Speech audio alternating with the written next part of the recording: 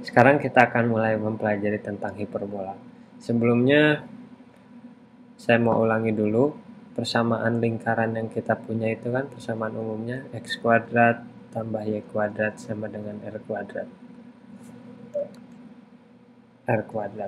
Nah, ini kalau mau dipindahkan ke dalam bentuk persamaan elips itu akan jadi x kuadrat.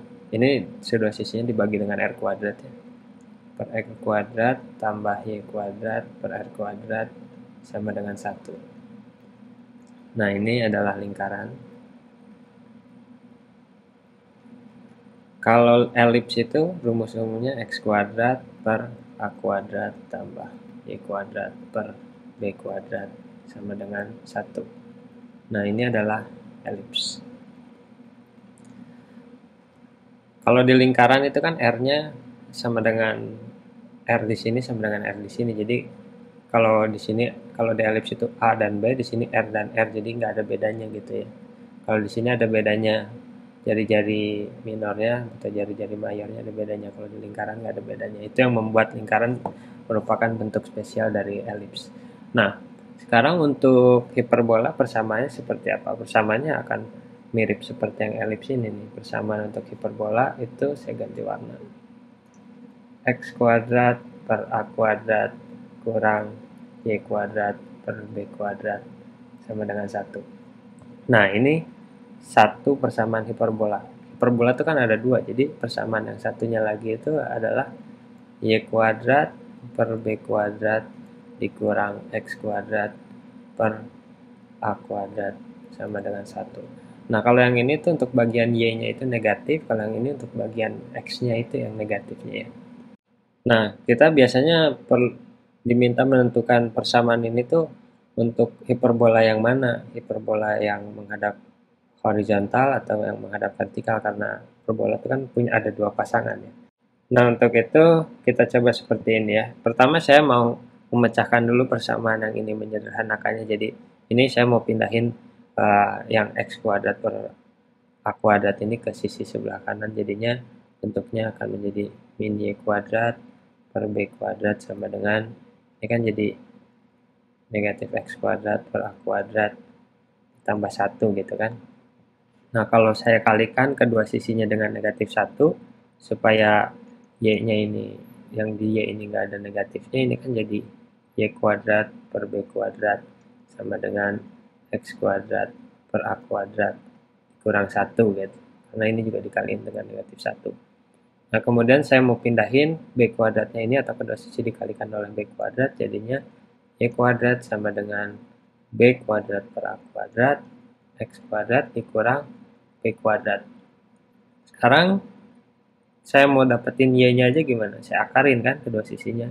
Jadi y sama dengan, cuma hati-hati di sini. Di sini harus plus minus karena diakarin. Akar b kuadrat per a kuadrat x kuadrat dikurang b kuadrat. Nah, kayak gitu. Sekarang kita di pendahuluan kita kan udah tahu kalau hiperbola tuh ada dua pasang ya. Saya mau gambarin di sini sumbu aksisnya. Sumbu aksis ini untuk y, ini untuk x. Dan di hiperbola tuh kita mengenal namanya asimtot. Ini asimtot yang satu, kemudian ini asimtot yang kedua. Kalau kalian perhatiin asimtot yang kedua ini memiliki gradien yang negatif ya, atau dia jadinya turun, yang satunya lagi naik. Pasangan yang pertama adalah ketika si hiperbolanya menghadap ke kiri dan ke kanan.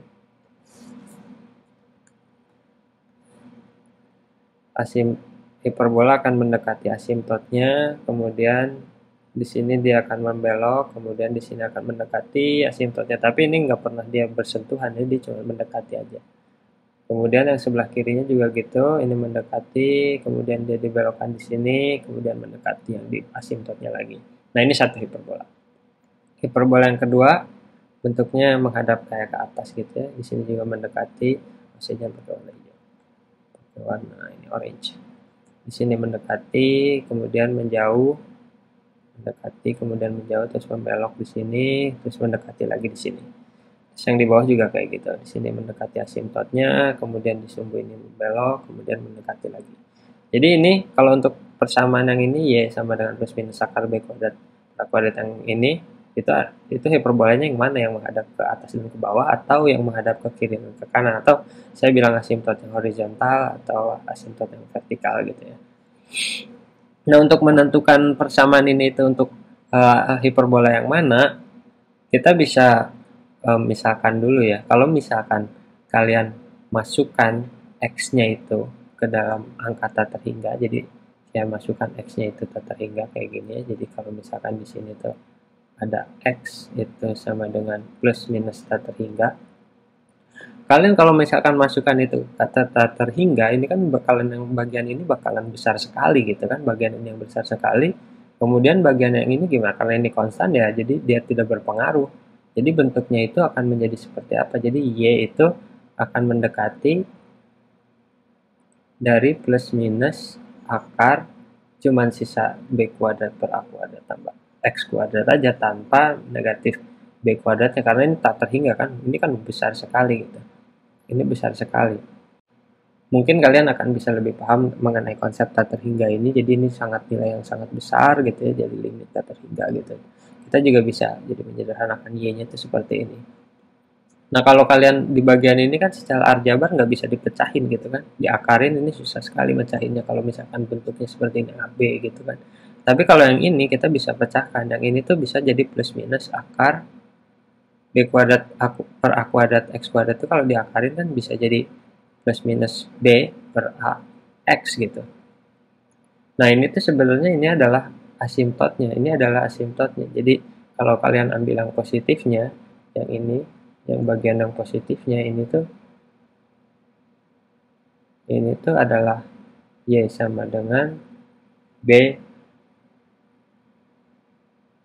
per A X gitu. Nah, kalau yang ini adalah negatifnya, min B per A X. Kalau dari mana? Karena ini kan secara rumus umum gitu kan, kalau yang negatif ini berarti dia gradiennya negatif atau turun gitu kan. Kalau ini positif berarti dia naik.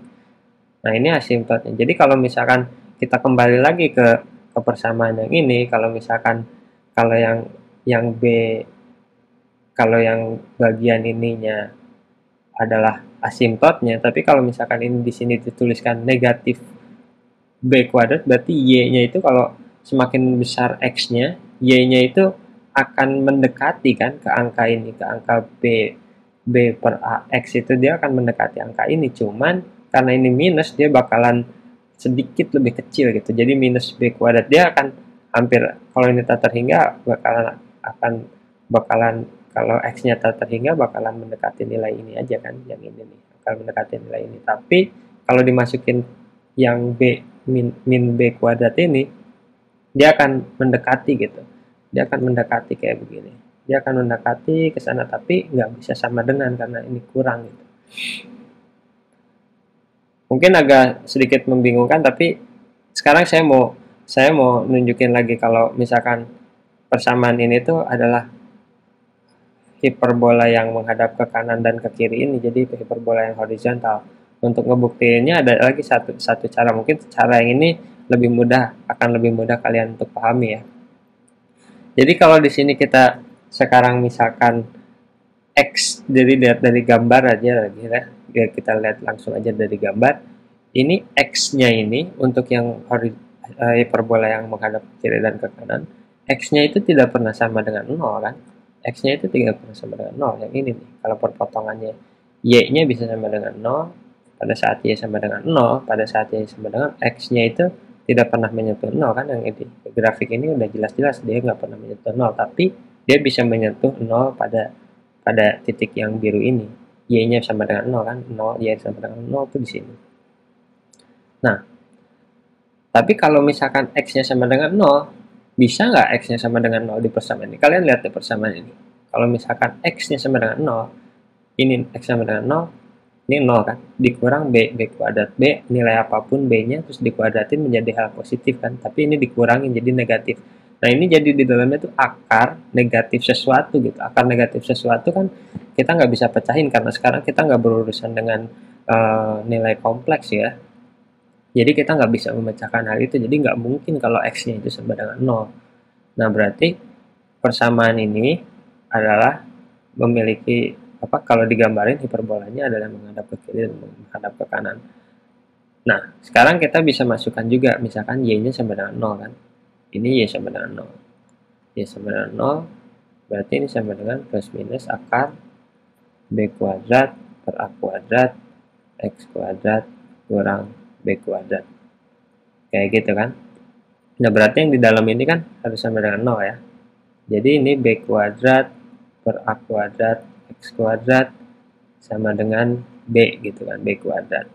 Kalau saya mau ininya dipindahin, B kuadrat per A kuadratnya ke sisi sebelah kanan, jadinya gini, X kuadrat sama dengan B kuadrat A kuadrat gitu kan, per B kuadrat. Ini cuma sisa A kuadrat aja. A kuadrat sama dengan A kuadrat gitu. X sama dengan plus minus A gitu kan, karena ini diakarin tapi harus ada plus minus kan, atau kayak gini, plus minus akar A kuadrat sama dengan plus minus A gitu kan.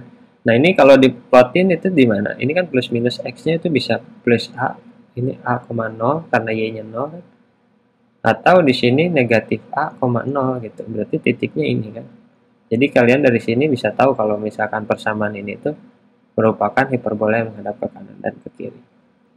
Nah, sekarang gimana dengan persamaan yang satu lagi? Persamaan yang satu lagi pastinya dia akan membentuk si hiperbola yang ini kan. Persamaan yang satu lagi. Cuman kita bisa buktikan di sini. Persamaan satu lagi itu yang ini ya. Jadi kalau kita pecahin ini, kalau misalkan X-nya, jadi yang digambar yang ini kan, yang hiperbola yang ini. Di sini kita bisa lihat kayak gimana. Ini Y-nya di sini tuh tidak pernah menyentuh 0 kan, Y-nya di sini nggak pernah menyentuh 0 di gambar hiperbola, tapi dia boleh menyentuh atau memiliki X sama dengan 0. Jadi kalau saya lihat di sini, kalau misalkan X-nya 0, ini 0, berarti 0 kan, Y kuadrat per B kuadrat sama dengan 1, ini bisa dipecahin, Y-nya dapat. Tapi kalau misalkan Y-nya yang 0, ini kita nggak akan bisa dapat. Ini kan menjadi kalau misalkan Y-nya 0, Y-nya 0, jadinya X kuadrat kurang minus X kuadrat per A kuadrat sama dengan 1 gitu kan. Ini jadinya apa? Minus X kuadrat sama dengan A kuadrat X kuadrat. Ini kalau misalkan minusnya dipindahin jadi sama dengan minus A kuadrat gitu kan. X kuadrat. Nah, ini X sama dengan plus minus akar negatif A kuadrat. Kita punya negatif lagi di sini. Apapun angka A-nya kalau dikuadratin bakalan menjadi angka positif, tapi di depannya ada negatif. Terus dia di dalam akar ini nggak bisa dipecahin kan. Ini jadi bilangan imajiner. Nah, itu juga nunjukin kalau misalkan X-nya itu di sini, X-nya itu boleh 0 tapi Y-nya nggak boleh 0. Ini udah kelihatan kan di sini. X-nya boleh 0, yang di sini Y-nya tapi nggak boleh 0, kayak gitu. Atau dengan cara yang kalau dimasukin lagi di sini ya, misalkan ini kan bentuknya Y sama dengan Y kuadrat per B kuadrat sama dengan jadinya plus kan, jadi X kuadrat per A kuadrat ditambah 1 gitu. Terus ini saya mau jadiin Y kuadrat sama dengan B kuadrat per A kuadrat tambah X kuadrat tambah B kuadrat, kemudian saya akarin sama dengan plus minus akar B kuadrat per A kuadrat X kuadrat tambah B kuadrat. Nah, sekarang kalau X-nya dijadikan X-nya itu sama dengan tak terhingga plus minus tak terhingga, ini bagian ini kan menjadi asimptotnya aja kan, tinggal asimptotnya. Tapi di sini kita lihat bahwa ini tuh asimptotnya plus B kuadrat, jadi akan sedikit lebih besar daripada asimptotnya, akan sedikit lebih besar daripada asimptotnya itu maksudnya ini kan, di sini akan lebih besar pada asimptotnya untuk yang kuadran positif ini, tapi yang kuadran negatif dia akan sedikit lebih kecil daripada asimptotnya, terus dia akan mendekati tapi sedikit lebih kecil. Ya, mungkin agak sedikit membingungkan di sini bagaimana memilih gambar hiperbola yang mana yang ditunjukkan oleh suatu persamaan itu. Tapi nanti di video selanjutnya saya akan jelaskan dengan menggunakan angka-angka. Kalau di sini angka-angka yang sebenarnya gitu. Kalau sini kan saya pakai BA gitu, mungkin agak membingungkan. Ya, sampai ketemu di video selanjutnya. Terima kasih.